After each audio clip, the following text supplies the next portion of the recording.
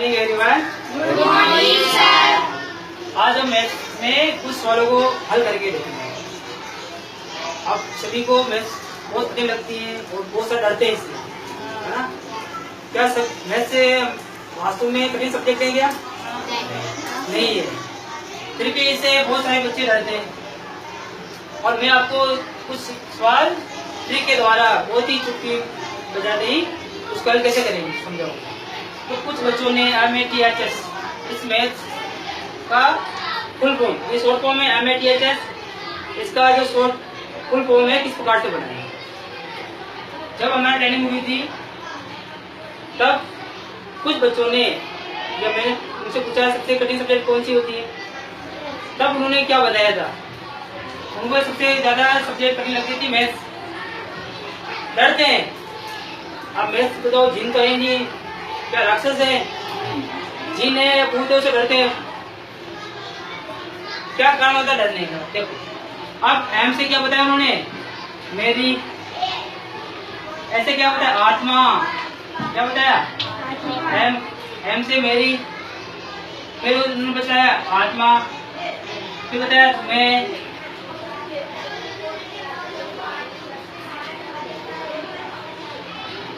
बहुत, ऐसे में क्या हो जाएगा बताएगी। क्या सही है? मेरी आत्मा तुम्हें बहुत बताएगी। क्या ये सही है? कि इतना डरते हैं बच्चे मैथ से। तो मुझे बताओ, क्या मैथ वास्तव में कठिन सब्जेक्ट है? नहीं है ना। अब वो कैसे नहीं है, एक सवाल करके देखते हैं। एक सवाल है, 30 व्यक्ति किसी काम को 40 दिन में करते हैं, तो बताओ 50 व्यक्ति उस काम को कितने दिन में करेंगे। अब ये सवाल है, सिंपल सवाल है, लेकिन इसको अगर हल करेंगे ना दो विधि से कर सकते हैं। एक आपने जो अभी तक पढ़ा किताब में उस विधि से करेंगे, मैं दोनों विधि बताऊंगा यहाँ पे। एक जो मैंने नई विधि बनाई वो यहाँ पे समझेंगे। पहले क्या करते हैं, जो अभी तक पढ़ते आ रहे हैं उसको हल करते। पहले सवाल को समझो क्या कह रहा है। 30 व्यक्ति किसी काम को 40 दिन में करते हैं, जो क्वेश्चन में दे रहेगा उसको लिख लो। यहाँ पे लिखा, हल की जगह नहीं है, 30 व्यक्ति यहाँ पे काम करते हैं कितने दिन में, बराबर 40 दिन में करते हैं। व्यक्ति ज्यादा है ना। अब हम बहुत सारी गलती क्या करते हैं, पहले एक कितने करेंगे, एक व्यक्ति उस काम को कितने दिन में करेगा। मैंने लिखा एक व्यक्ति। अब मुझे बताओ, यहाँ पे 30 व्यक्ति थे, ज्यादा व्यक्ति है, काम कितने दिन में, कम समय में करेंगे ना। कोई भी काम शुरुआत करें, ज्यादा व्यक्ति हो जाएंगे ना, तो दिन की संख्या क्या हो जाएगी, कम हो जाएगी। अब व्यक्ति कम हो गए, एक व्यक्ति रह गया ना, तो दिन ज्यादा लगेंगे कम लगेंगे। अब जैसे आपने पढ़ा है एक नियम में, एक वस्तु के मूल्य निकालने के लिए भाग करते हैं, तो अब वैसे 40 में 30 का भाग दोगे तो क्या हो जाएगा, गलत हो जाएगा। तो अब क्या समझोगे, ज्यादा व्यक्ति थे, दिन कम लग रहे हैं। अब व्यक्ति एक ही रह गया तो समय ज्यादा होगा ना। एक उदाहरण देके समझो, 10 व्यक्ति काम को 50 दिन में करते, कितने दिन करते हैं, 50 दिन में करते हैं। अब 5 व्यक्ति रह गए, या ऐसे समझ लो 20 व्यक्ति वो मिल गए, 10 व्यक्ति और मिल गए। 10 व्यक्ति पहले 50 दिन में करते थे काम को, अब 20 व्यक्ति उस काम कितने दिन में करेंगे। तो पहले 10 व्यक्ति थे ना, कितने दिन में काम कर रहे थे, 10 व्यक्ति उस काम कितने दिन कर रहे थे, पहले 50 दिन में। 10 व्यक्ति और आगे, ज्यादा व्यक्ति हो गए ना, तो काम कम हो जाएगा, ज्यादा होगा, कम हो जाएगा। दिन कम लगेगा ना, कितने लगेंगे, 25 दिन लगेंगे। अब बहुत सारे क्या करेंगे, 100 दिन लगेंगे। समझ आ गया। एक व्यक्ति काम करेगा कितने दिन में, 40 × 30 दिन में, तो 4 × 12 120 दिन, या 1200 दिन। 4 × 12, इसलिए आपने 2 जीरो लगा दिए, तो 1200 दिन। यानी एक व्यक्ति जो काम करेगा कितने दिन में करेगा काम, 1200 दिन में। अब कितने व्यक्ति का निकालना आप लोगों को, 50 व्यक्ति उस काम को कितने दिन करेंगे। अब 50 ज्यादा व्यक्ति हो गए ना, पहले व्यक्ति कम थे, अब कितने व्यक्ति हो गए, ज्यादा व्यक्ति का निकालना है आप लोगों को। व्यक्ति ज्यादा हो गए तो अब मुझे बताओ काम कम होगा ज्यादा होगा? कितने दिन में कम दिन समय में होगा काम है, ज्यादा समय में काम होगा? ज्यादा व्यक्ति मिल गए ना, कम समय में काम होगा। बराबर क्या होगा? भाग करेंगे या गुणा करेंगे? भाग करेंगे। भाग से लेकर 50 लिख दो नीचे, जैसे 0 काट दो, 120 में 5 का भाग दे दो, कितने बचेंगे? 5 दिन 10, 2 बार 11, 20 बच के 24, 5 दिन या 4 दिन? 4 दिन। 5 दिन 10 और 2 बच गए और 0 लगा दिया, 20 हो गए, 5 और 20, 24 दिन। 50 व्यक्ति उस काम कितने दिन में करेंगे? 24 दिन। देखिए इस प्रकार से करेंगे, लंबा हो जाएगा। अब इसकी शॉर्ट विधि कैसे करेंगे? हम शॉर्ट विधि है, देखो ये क्या है? M, ये क्या है? D, और ये क्या है? H। M1, D1, H1 and MDH समझ लो कि MDH मसाला होता है ना, तो इससे एक विधि बन गई। अब ध्यान समझना इसको। देखो M का मतलब क्या होता है? मेन। D का मतलब क्या होता है? डे। H का मतलब आवर। जो हो गया? आ गया मेन, डे और आवर, यानी आदमी, दिन और घंटे। अब मैंने यहाँ पे M2, D2 और H2 क्यों लिखा? ये भी समझा दूंगा। यहाँ तक समझ आया? अब आपको ये फॉर्मूला याद करना, MDS में फॉर्मूला याद करना।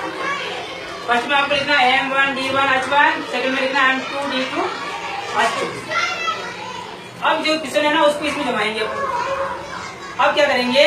देखो यहाँ पे फॉर्मूला लिख रहा हूँ मैं, M1 into D1 into H1 बराबर M2 into D2 into H। ये कर लोगे सब? यहाँ तक आया समझ में? अब क्या करना है? M1 आदमी कितने हैं? 30 लिख दो यहाँ पे, समझ आया? 30 व्यक्ति हो गए, इंटू लगा दो, इंटू को सही है यहाँ पे। D1 दिन कितने हैं? 40 दिन। जो सवाल में जो दे रखा है ना उसको यहाँ लिखेंगे, वो जो ज्ञात करना है उसको यहाँ लिखेंगे। H1 और घंटे कितने दे रखेंगे इसमें? नहीं दे रखे ना, अगर दे रखे होते तो यहाँ लिख देंगे, नहीं दे रखे तो छोड़ दो उसको। जो चीज नहीं दे रखी उसको छोड़ दो।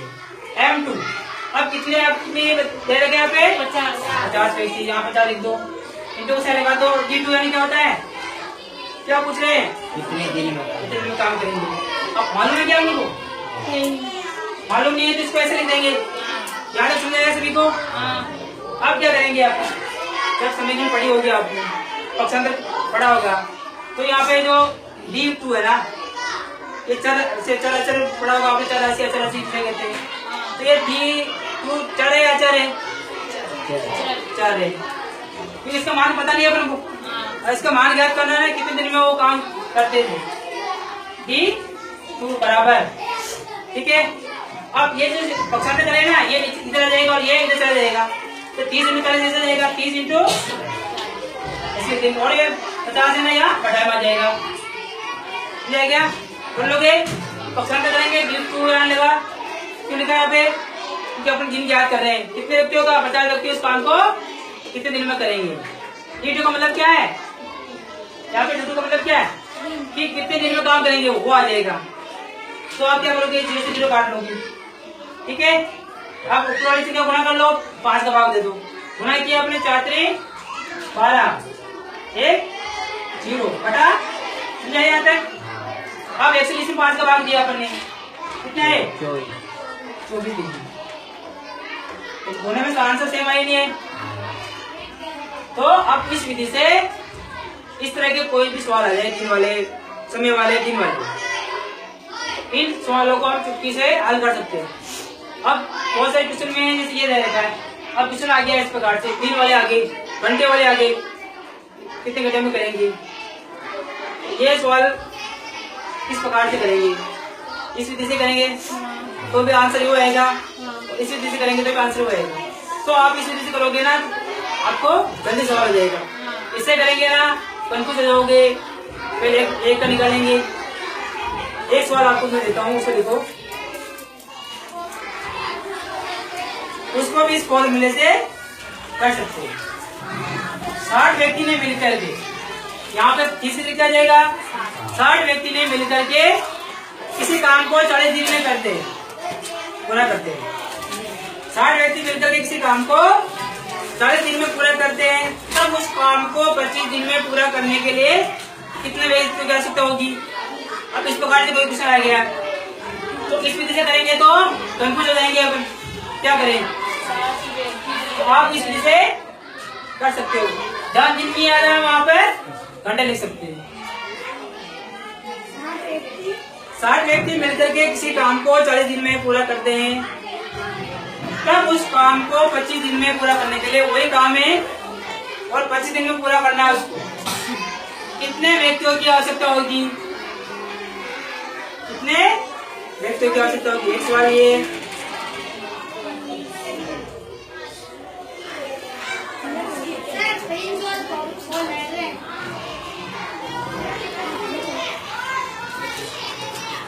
कर लोगे इस विधि से, बताऊं मैं एक बार, कर लोगे। सवाल को इस प्रकार समझना है, इस सूत्र के द्वारा आपको इस विधि से कर सकते हैं। अगर इस विधि समझ में नहीं आए, आंसर नहीं आ रहा तो आप इस विधि से करके देखो, आंसर आपके सही आ जाएगा। करना कुछ नहीं है, ऐसे उनके स्थान पे लिख दो, जो दे रखा है यहाँ लिख दो, या जो याद करना है लिख दो, इसको पक्षांतर कर दो, इधर जो आपको निकालना है आराम से आंसर आ जाएगा अपनी। 60 व्यक्ति मिलकर किसी काम को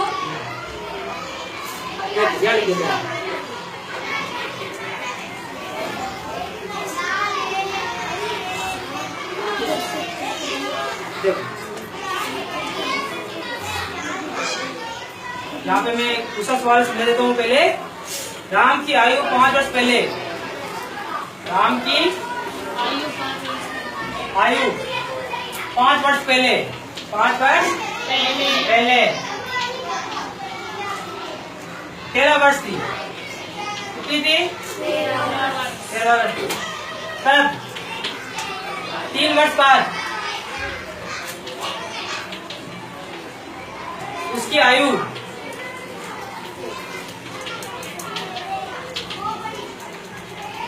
कितनी होगी। एक सवाल आ गया, जैसे पहले इसको समझ लो फिर वो सवाल करेंगे। सवाल क्या पूछ रहे हैं, सवाल क्या कह रहा है, देखो पहले सुनो। राम की आयु 5 वर्ष पहले 13 वर्ष थी, तब 3 वर्ष बाद उसकी आयु कितनी होगी। तो सबसे पहले आपको क्या करना, वर्तमान आयु ज्ञात करनी है। वर्तमान आयु क्या है बताएंगे हम लोग, पता चल रही है इसमें नहीं आपको। वर्तमान आयु से इस प्रकार से क्वेश्चन आ जाए तो आप अपने ऊपर लेके देख लो। जैसे आप मैं हूँ तो मेरी आयु 5 वर्ष पहले कितनी थी, 13 वर्ष। अब कितनी हो जाएगी, 13 वर्ष थी ना, 5 वर्ष पहले 13 वर्ष थी। अब कितनी होगी मेरी, ज्यादा होगी कम होगी, ज्यादा होगी ना। क्या करेंगे, छोड़ेंगे तभी तो आएगा ना। 18 13 और 5 कितने होते हैं, 18 वर्ष। अगर मेरी वर्तमान आयु 18 वर्ष है तो 3 वर्ष बाद 8 वर्ष बाद है तो 8 जोड़ लो उसमें, है ना। तो 3 वर्ष बाद उसकी आयु, यानी कि 3 वर्ष बाद मेरी आयु कितनी हो जाएगी, 18। पहले अभी वर्तमान में 18 है, 3 वर्ष बाद कितनी हो जाएगी, 21 प्लस 21 बार। इस प्रकार से क्वेश्चन आ जाते हैं तो आप अपने को शामिल कर लो उसमें, तो आंसर फटाफट आ जाएगा, छुट्टी में आ जाएगा। और ऐसे कंफ्यूज रहोगे, राम के 5 वर्ष पहले 13 वर्ष थी तो 3 वर्ष बाद गुणा कर लोगे, जोड़ कर लोगे। इस प्रकार से क्वेश्चन नहीं है, इसको दिमाग से करना है। ठीक है, क्लोज कर दो।